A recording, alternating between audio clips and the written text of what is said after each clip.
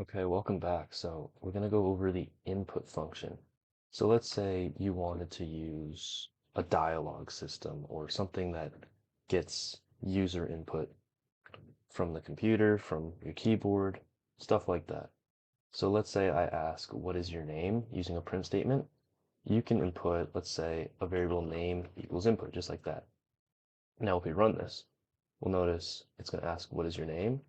And then you are able to input something like there. And you can use this as a variable. So let's say hello,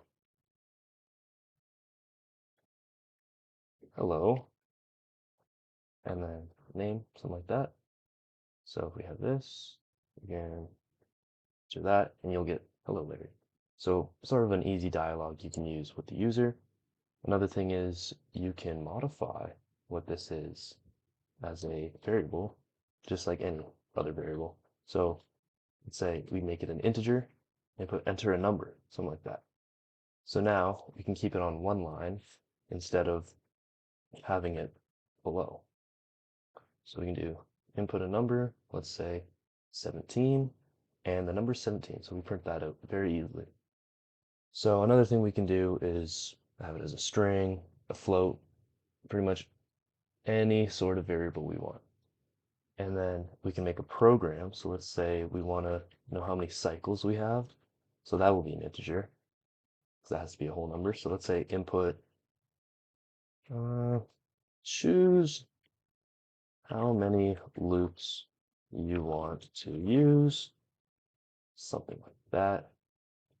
And then we'll say for x, or for loop in range, we'll start at 1 and we'll end at cycles. We want to end at, let's say we had an input of 4, we want to go from 1 all the way to 4, but it's going to stop at 4 and not include 4, so we'll have to add 1 here.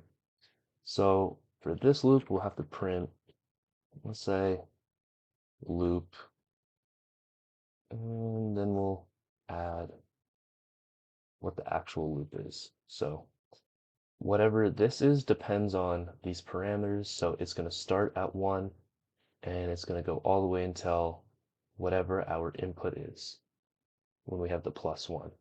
So let's clear our console and see what we get. So I want to use, let's say, 5 loops.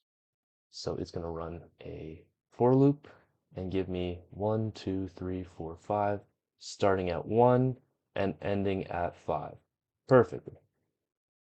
All right. So these are pretty basic ways to use the input module, and you can pretty much use it for any function you want. If you want to create a computer to user input dialogue, create a little story, this is a very easy way to use it.